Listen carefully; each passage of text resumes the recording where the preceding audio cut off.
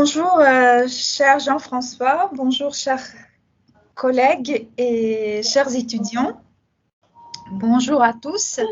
Aujourd'hui, c'est la fête nationale de Belgique. Et je voudrais demander à Anastasia d'animer un petit peu cette rencontre. C'est à vous la parole, nos chers étudiants. Et Jean-François, je vous présente notre étudiante de troisième année déjà. Et nous avons aussi une étudiante qui ne peut pas faire marcher la caméra, mais c'est notre étudiante de deuxième année, Dasha. Et Anastasia, qui a préparé quelques questions. Oui, bonjour, je m'appelle Anastasia, comme Bonjour Anastasia. Présenté. Et oui, c'est vrai, j'ai préparé quelques questions.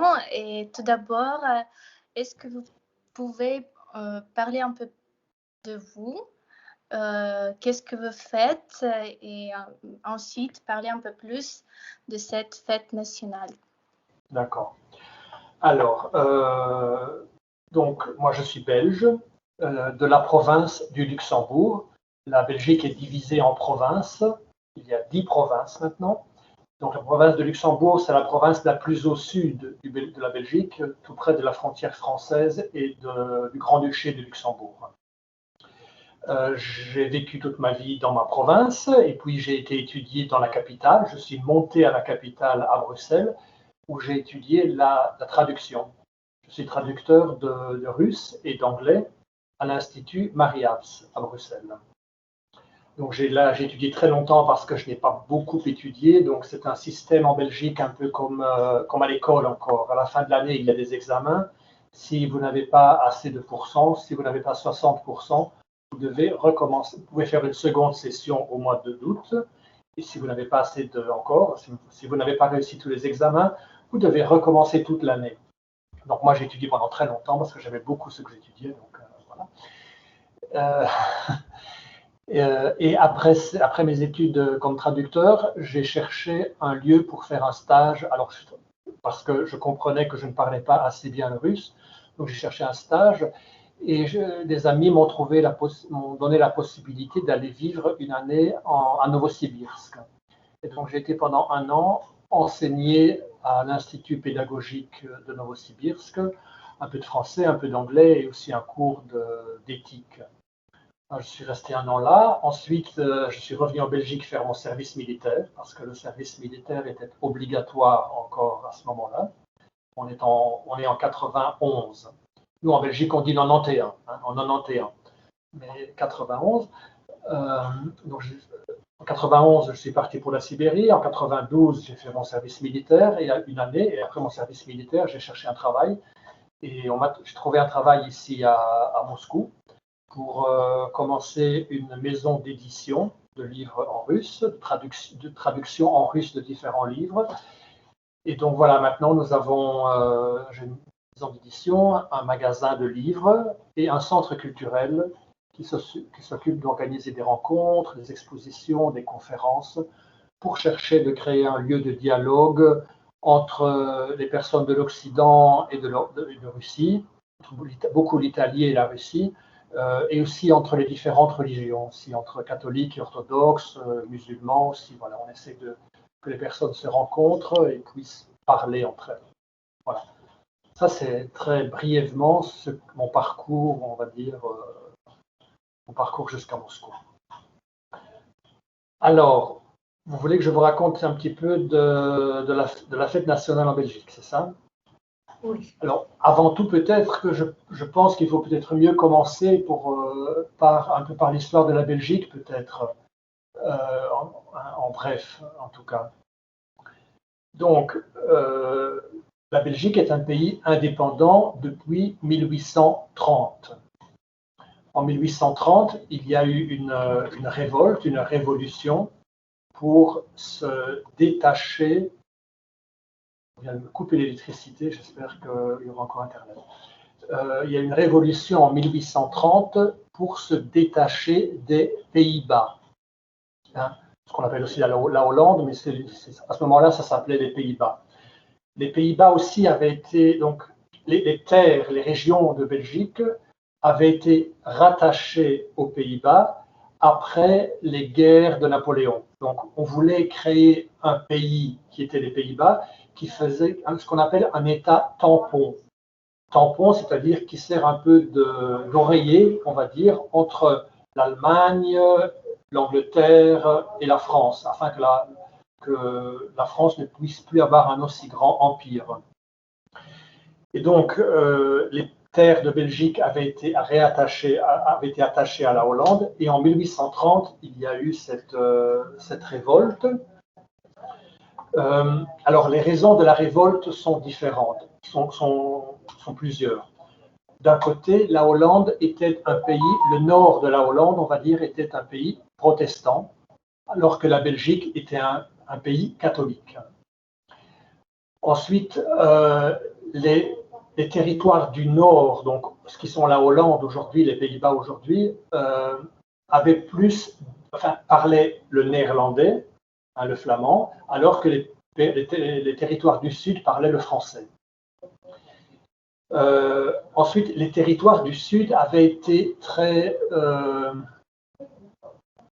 comment dire, ils avaient été embêtés, ils avaient été, comment on va dire ça, ils avaient été lésés, c'est-à-dire qu'ils avaient été, oui, bref, ils avaient beaucoup de contacts avec la France, de contacts commerciaux avec la France, mais vu que la frontière était coupée avec la France, les territoires du Sud n'étaient pas contents d'avoir été rattachés au nord à la Hollande.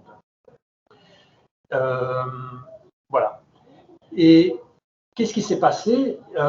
C'est très, tout le monde l'étudie à l'école. En fait, c'est que en 1830, pardon, au mois d'août, il y a eu la représentation d'un opéra dans l'opéra de Bruxelles, qui était l'opéra de la Muette de Portici. C'est comme ça que s'appelle le nom du théâtre, l'opéra. La Muette de Portici, qui est un opéra qui exalte le sentiment patriotique et la liberté.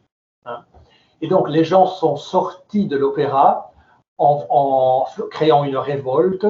Ils ont été jusqu'au lieu où il y avait le gouverneur de Hollande qui était à Bruxelles. Ils ont saccagé sa maison. Ils ont saccagé, vous comprenez ce que ça veut dire? Ça veut dire détruire, abîmer, vandaliser. Ils sont entrés dans la maison et ils ont détruit ce qu'il y avait dans la maison. Saccagé. Ils ont saccagé la maison du chef de police aussi. Et de là sont partis, de cet été-là, été 1830, sont partis différentes révoltes dans tout le pays, jusqu'au moment où le roi Guillaume de Hollande a fait venir son armée en Belgique. Il y a eu des morts, et de face aux morts, il y a eu encore plus de violence aussi. Et il s'est rendu compte qu'il y a eu aussi une pression internationale pour empêcher qu'il y ait une répression du côté de la Hollande sur le territoire belge. Et donc, les nobles du pays se sont réunis en congrès, et ils ont décidé d'appeler un roi. Ils ont invité un roi qui venait d'Allemagne, qui a été le roi Léopold de Saxe-Cobourg-Gotha. Voilà, ça, c'est le nom de la famille Saxe-Cobourg-Gotha. C'était un prince allemand. Il est devenu roi de Belgique. Et il a prêté son serment comme roi des Belges le 21 juillet 1831. Voilà, et c'est pour ça que le 21 juillet, après, est devenu la date où on fête l'indépendance, parce que c'est la date où le roi Léopold Ier, le premier roi des Belges, a prêté serment qu'il allait servir le peuple belge dans son indépendance. Voilà. Alors.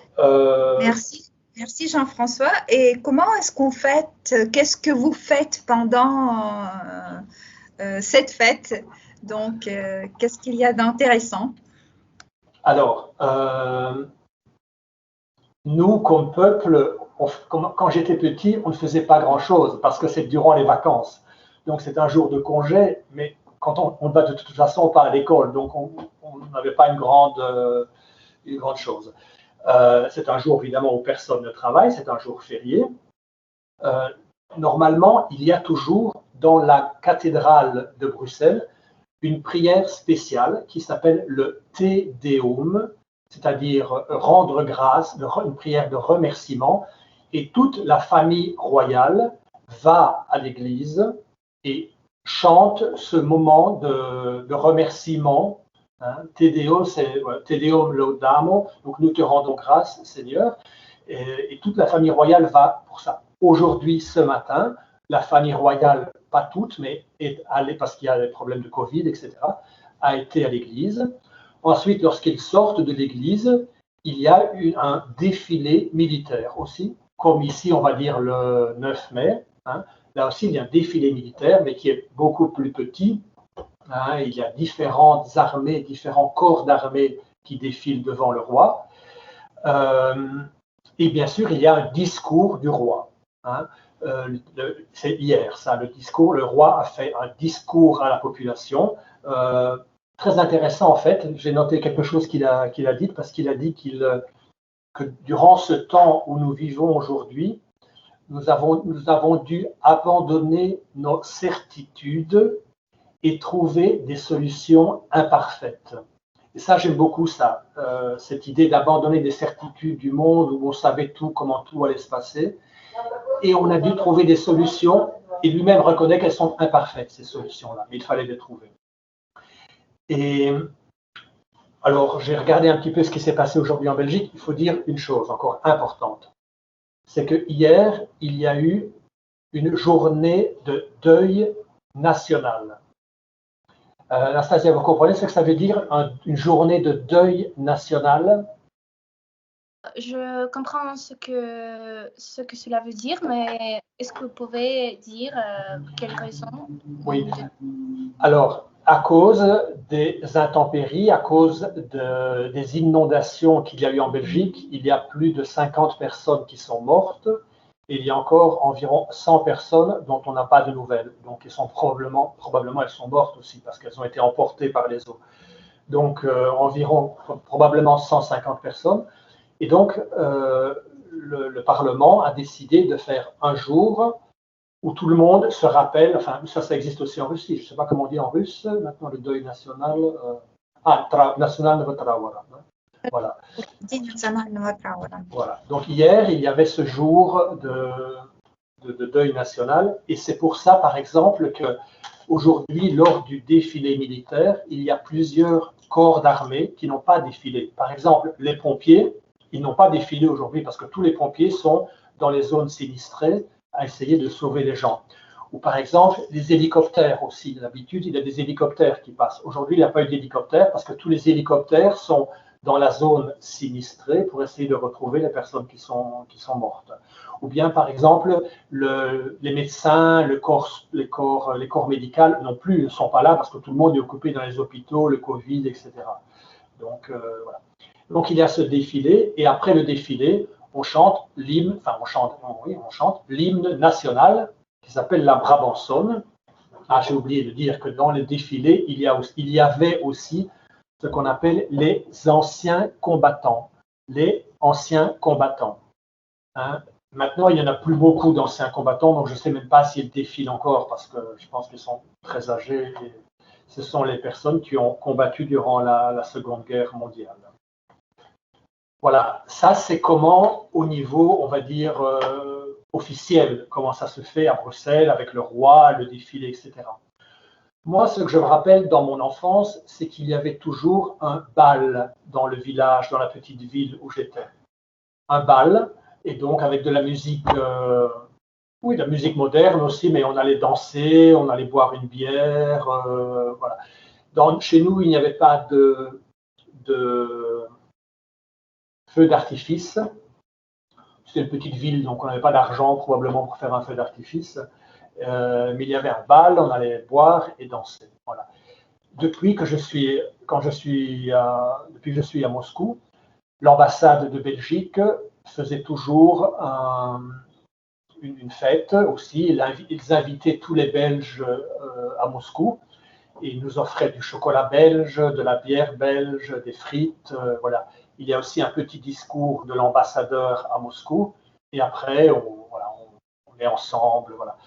Mais cette année, il n'y a pas eu, l'année dernière non plus, il n'y a pas eu évidemment cette réception-là parce que ce n'est pas possible. Voilà, on espère l'année prochaine en tout cas. C'est toujours l'été, donc l'été, il n'y a pas beaucoup de Belges non plus à Moscou. Hein. Les Belges retournent d'habitude.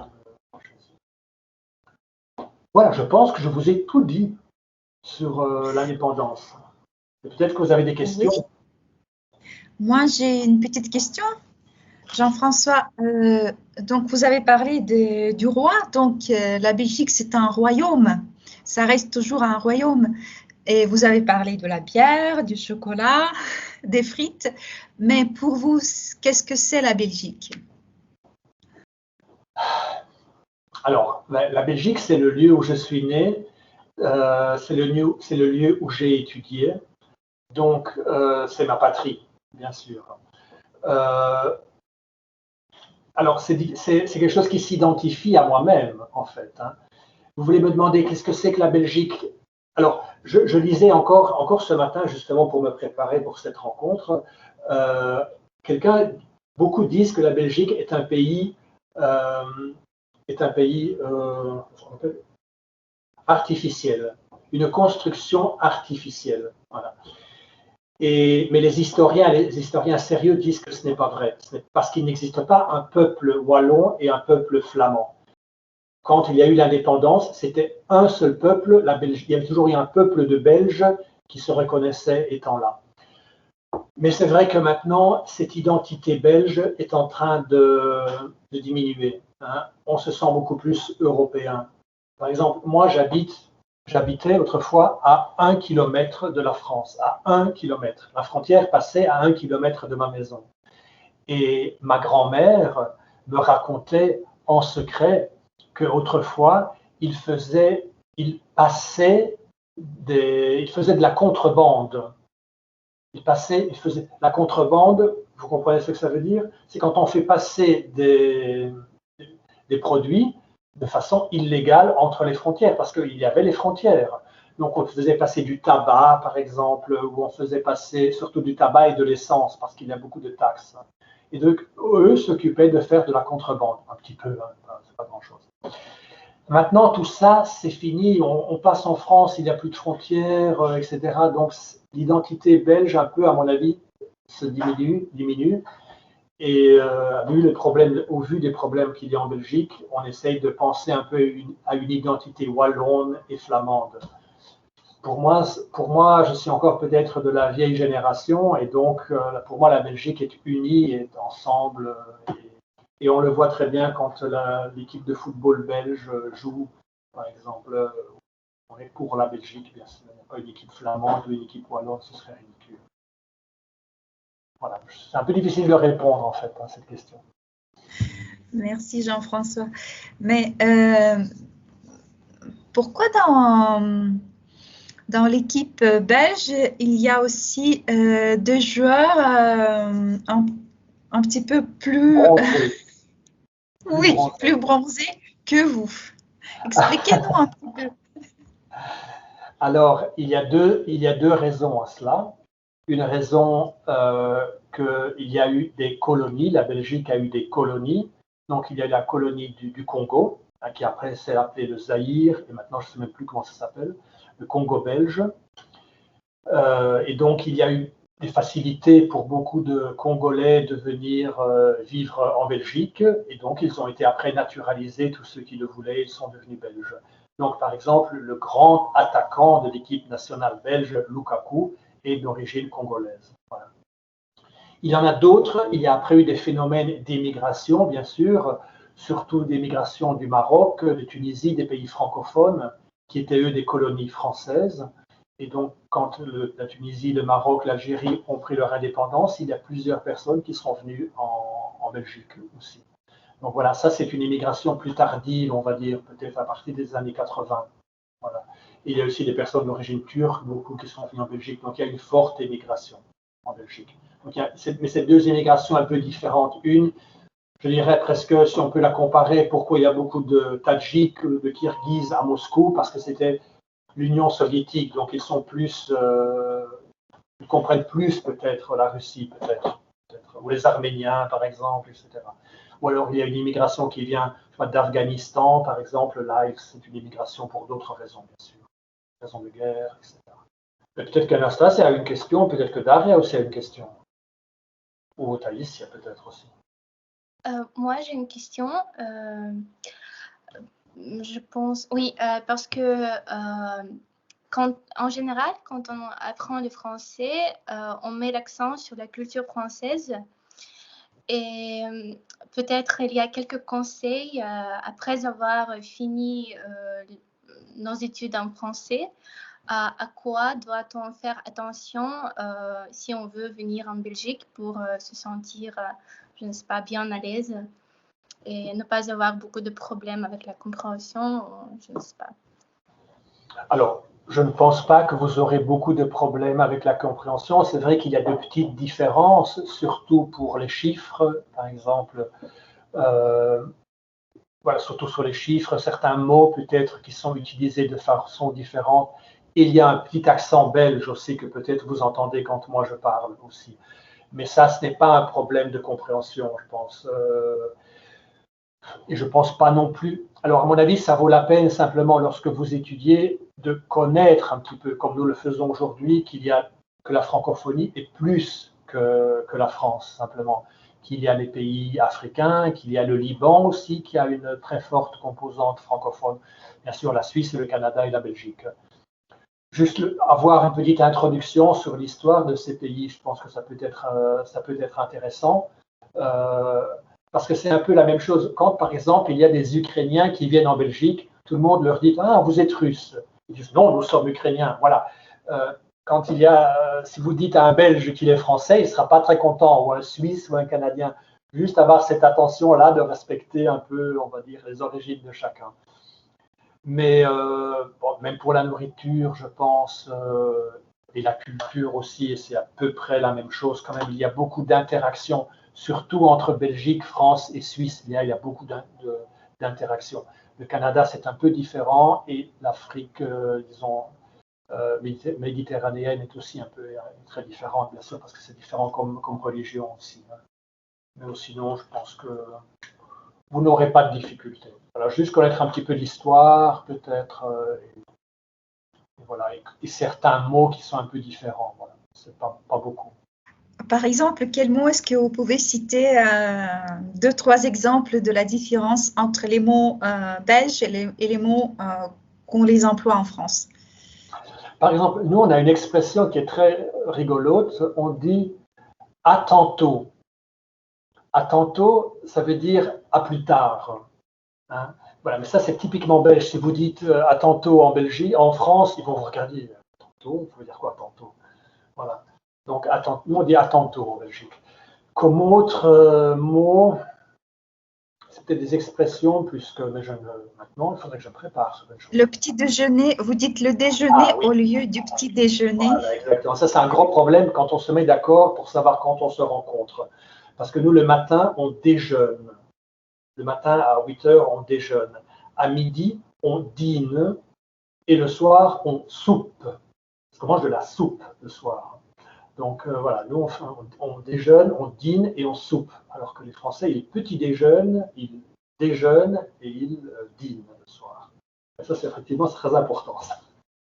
Parce qu'on se dit, on se retrouve pour le dîner, par exemple, et un arrive le soir et l'autre arrive à midi. Donc il faut mieux être clair ensuite.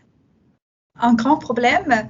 Et nous avons parlé des Ukrainiens un petit peu. Et voilà, nous avons une mi-ukrainienne, Dasha. Dasha, vous voulez poser une question? Peut-être. Dans notre manuel, il y avait un stéréotype selon lequel les Belges considèrent les Français comme stupides. Est-ce que c'est vrai? Alors non, ça c'est plutôt le contraire. Les Français considèrent les Belges comme stupides, voilà ça. Mais oui, il y a un peu cette image-là. C'est-à-dire quand ils font des blagues, ils font toujours des blagues sur les Belges. Voilà, comme je ne sais pas, nous ici en Russie, on fera des blagues sur les Tchourchis, par exemple. Voilà, c'est un peu un stéréotype. les Wallons, nous allons faire des blagues sur les Flamands, par exemple. Et les Flamands, ils font des blagues sur les Hollandais. Donc c'est pour ça qu'il y a une expression qui dit chacun a son Belge, c'est-à-dire chacun a quelqu'un sur qui il va faire des blagues et sur qui il va se moquer. Donc c'est vrai que les Français font des blagues sur les Belges. Nous, avec l'humour que nous avons, c'est vrai qu'il y a beaucoup d'humour en Belgique. Étant un petit pays, on n'a pas besoin de montrer qu'on est grand, qu'on est fort, voilà, on n'a pas besoin de ça. Donc on en rigole aussi et on accepte ces choses-là avec d'habitude beaucoup d'humour aussi. Voilà. Est-ce que vous pouvez raconter une blague, s'il vous plaît? Si vous le voulez. Alors, les blagues belles, alors moi je peux raconter, mais non, c'est des blagues qu'on ne peut pas raconter, on ne peut pas raconter des blagues comme ça. Non, il faut que je me prépare pour dire un truc comme ça parce que je risque de raconter des blagues qui ne sont pas. La prochaine fois, les blagues belges. Voilà, la prochaine fois, les blagues belges. Je prépare un peu des blagues sur les Belges, par exemple, les blagues que les Français racontent sur les Belges. Sur les Français. Nous avons vu ce film, Rien à déclarer. Là, oui. Il y a beaucoup de stéréotypes sur les Belges et sur les Français. Et là, il y avait des blagues aussi, un petit peu. Voilà, tout à fait. Un très chouette film, un très beau film. Ouais. Et comme autre film, il y a aussi, je vous conseille aussi de regarder certains films belges. Il y a de très bons films belges. Par exemple, il y a les Frères Dardenne. Les films des Frères Dardenne sont très beaux. Ils sont très beaux. Souvent des films sociaux, sur les problèmes sociaux, justement, la pauvreté, etc. Ils sont très beaux. Les Frères Dardenne. Et la musique, est-ce que vous nous conseillez quelque chose d'écouter parmi vos chanteurs préférés? La musique, je pense que vous tous connaissez Stromae et Stromae. Voilà, ça c'est celui qui a, c'est lui. Et il y a Angèle aussi maintenant, une chanteuse belge très connue que tout le monde connaît, enfin tout le monde connaît. Mais Stromae est très sympathique, justement parce que c'est très exemplaire de ce qu'est la Belgique aujourd'hui, Stromae. Hein, je pense que c'est sa maman qui est congolaise et son papa qui est belge. Donc voilà, ça montre, il est métis. Et il fait cette musique qui prend beaucoup de rythme africain aussi, mais en même temps avec une musicalité européenne, on va dire. Donc voilà, c'est très intéressant. Et voilà, et ça passe, c'est ce qui passe et qui a conquis énormément de personnes, et pas seulement en Belgique, mais dans le monde entier. Justement. Merci. Est-ce qu'il y a encore des questions? Moi, j'ai encore une question.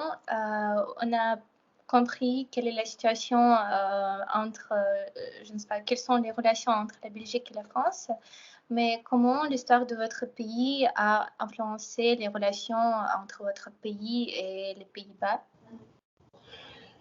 Oui, ça c'est vraiment une très bonne question. Alors, maintenant avec l'Europe, bien sûr, il n'y a plus aucun problème entre les pays, il n'y a aucun problème de frontières, etc. Vraiment aucun problème. Avec les pays, c'est très intéressant ça, que après la Seconde Guerre mondiale, par exemple, le noyau, on va dire en quelque sorte, pour retrouver une unité européenne, où les pays ne combattent plus ensemble, mais au contraire cherchent à dialoguer culturellement, économiquement. Le premier noyau, ça a été ce qu'on appelle le Benelux. Je pense que maintenant, plus personne ne connaît ce qu'est le Benelux, parce que ça n'a plus beaucoup d'importance. Mais Benelux, c'était Belgique, Netherlands, Luxembourg. Benelux. Donc c'était une unité entre ces trois pays qui ont été les trois premiers à faire tomber les frontières et à simplifier les échanges économiques. Voilà. Et ensuite, la Belgique, la Hollande et le Luxembourg ont été les 3 des 6 premiers pays, avec la France, l'Allemagne et l'Italie, à créer la communauté européenne, hein, qui était au début pas. Donc c'est très intéressant pour moi, c'est vraiment une très bonne question, parce que c'est ce qui aurait pu être justement une raison de créer un conflit, est devenu le désir de se parler et de créer une structure qui ne permette plus la guerre et qui au contraire facilite les rapports. bien sûr sur une base libre. Personne n'a été obligé de le faire. Une autonomie de la Hollande, de la Belgique, du Luxembourg, puis la France, etc., l'Allemagne, et qui ont décidé de se mettre ensemble pour faciliter les rapports, etc. Donc, voilà, pour moi, c'est très important, ça, surtout si je pense parfois aux conflits qui existent encore dans les Balkans, par exemple, ou qui existent avec la Géorgie, avec l'Ukraine, etc. C'est toujours sur une base de reconnaissance de l'autre qu'on peut avoir une unité. Si je dis que le Luxembourg n'existe pas, par exemple, parce que je dis, OK, le Luxembourg sont belges, le Luxembourg ne peut pas exister, alors je ne pourrai jamais créer une unité, bien sûr. Donc, il faut avant tout reconnaître l'autre. Et seulement après, en ayant, on va dire, de l'estime pour l'autre pays, on peut recommencer à créer des liens d'amitié et créer des rapports. Voilà. Ça, oui, c'est vraiment très intéressant de regarder à cette histoire-là, qui peut être, à mon avis, utile pour le monde entier, en fait. Merci Jean-François, c'était vraiment très intéressant de tous les points, parce qu'on n'en a pas seulement parlé de la fête nationale, on a parlé de l'unité, on a parlé un petit peu de ce qui unit vraiment. Et est-ce que vous connaissez par cœur votre hymne national? Non, je ne connais pas par cœur, je ne connais pas les paroles. J'ai préparé Au noble une petite Belgique. vidéo. Ah oui, ben, très bien l'écouter. J'ai préparé une petite vidéo pour, oui, pour nous chanter, pour finir notre rencontre. Et là, on peut lire et les paroles et on peut suivre la musique. On peut chanter aussi? Oui. Ok, à haute voix. À haute voix. J'espère que ça marche.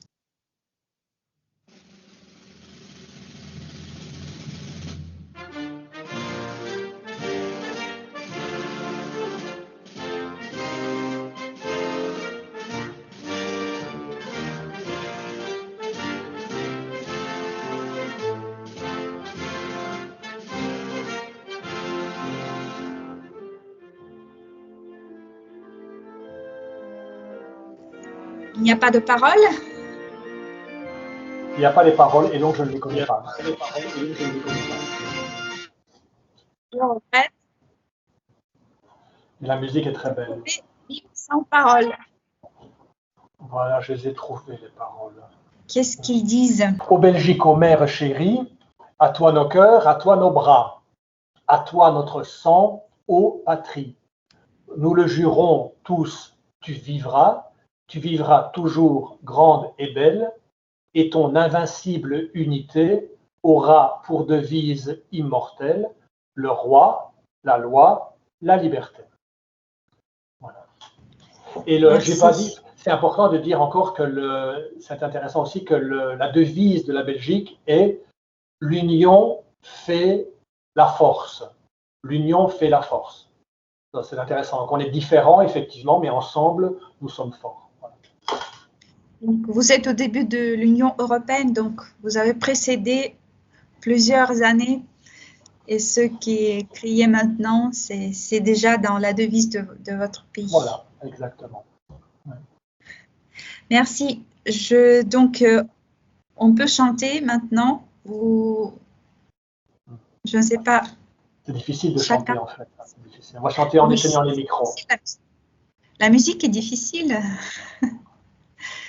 Parce qu'il y a la traduction en flamand et en allemand, donc il faut que toutes les traductions aillent sur les notes aussi, donc c'est assez compliqué. D'accord. J'enverrai aussi le lien avec cette musique.